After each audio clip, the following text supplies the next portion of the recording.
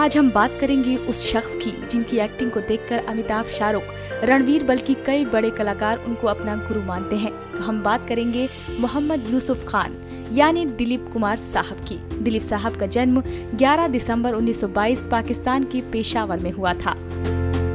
माता का नाम आयशा बेगम और पिता का नाम लाल गुलाम सरवर था। वह 12 भाई बहन थे। एक्टिंग का मौका दिलीप कुमार को बड़ी किस्मत से मिला था। दिलीप कुमार के पिता फल बेचा करते थे और मकान का कुछ हिस्सा किराए पर देकर अपना जीवन यापन किया करते थे। 1930 में पूरा परिवार मुंबई आ गया और 1940 में दिलीप साहब ने अपने पिता से लड़कर पुणे चले गए। यहाँ उनकी मुलाकात ताज मोहम्मद से हुई, जो एक कैंटीन चलाते थे, जिनकी मदद से उन्हें सैंडविच की स्टॉल आर्मी क्लब में लगाने के लिए मिल गई। जब आर्मी कैंटीन का कॉन्ट्रैक्ट खत्म हुआ तब दिलीप कुमार के पास 5,000 रुपए की सेविंग थी और वे मुंबई अपने घर चले गए। उन पैसों से उन्होंने पिता की आर्थिक मदद की और अपने लिए नया काम तलाशना शुरू कर दिया। इस दौरान 1945 को उनकी मुलाकात डॉक्टर मसानी से चर्च गेट पर हुई। उन्होंने उन्हें मुंबई टॉकीज में काम करने का ऑफर दे दिया।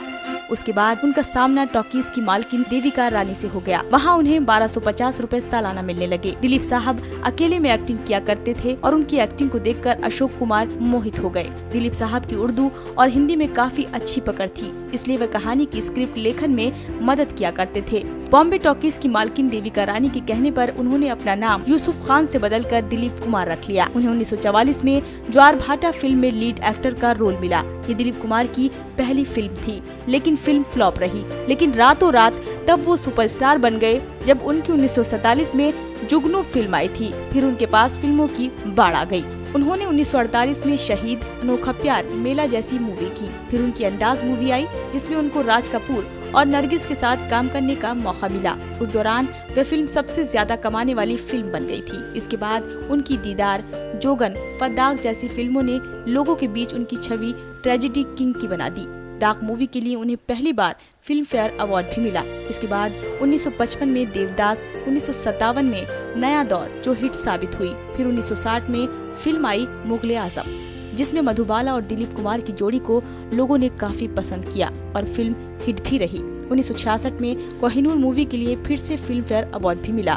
60 के दशक में उनकी काफी मूवीज जैसे दिल दिया दर्द लिया, गंगा जमुना, आदमी, राम और श्याम, लेकिन वो कुछ खास कमाल नहीं कर पाई। और फिर आया 70 का दशक, जहां राजेश खन्ना, अमिताभ बच्चन जैसे कलाकारों की एंट्री हो चुकी थी और दिलीप साहब की फिल्में उनके सामने फ्लॉप हो रही थी।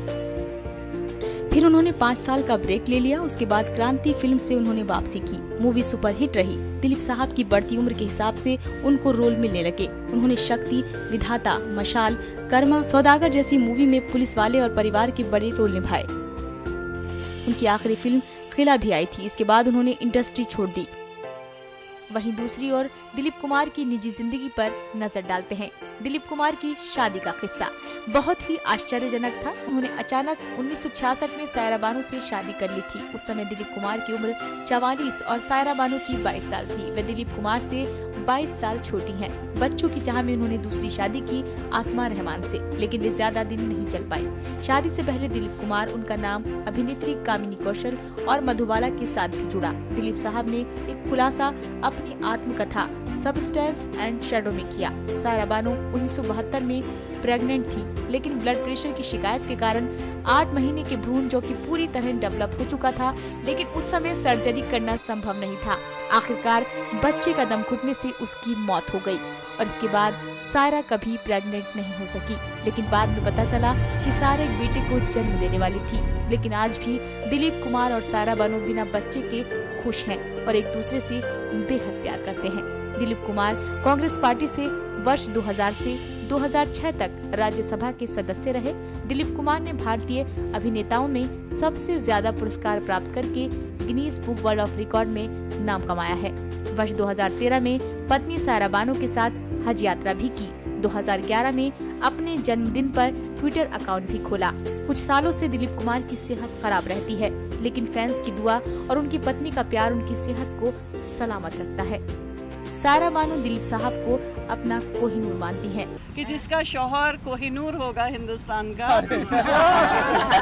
वो सती सावित्री कैसे नहीं होगी। मैं तो उनकी दीवानी हूँ। पर सायरा जी ये बात माननी पड़ेगी, जिस तरह से आप उनकी देखभाल करती हैं, उनका ख्याल रखती हैं, उनको इतने प्यार से रखती हैं, माशाल्लाह वो सबसे जुदा है। मेरा ख्याल है कि हर बीवी वो करती है, हर बीवी जो मोहब्बत करती है अपने शौहर से वो करती है, इसमें कोई बड़ी बात नहीं है। और ये जो मैं कर रही हूँ ये कोई देखभाल नहीं कर रही, ये मेरी मोहब्बत है उनके लिए और मैं 100 गुना ज़्यादा करूँगी। दिलीप साहब हमारे देश के वो हीरे हैं जिनका कोई मूल्य नहीं।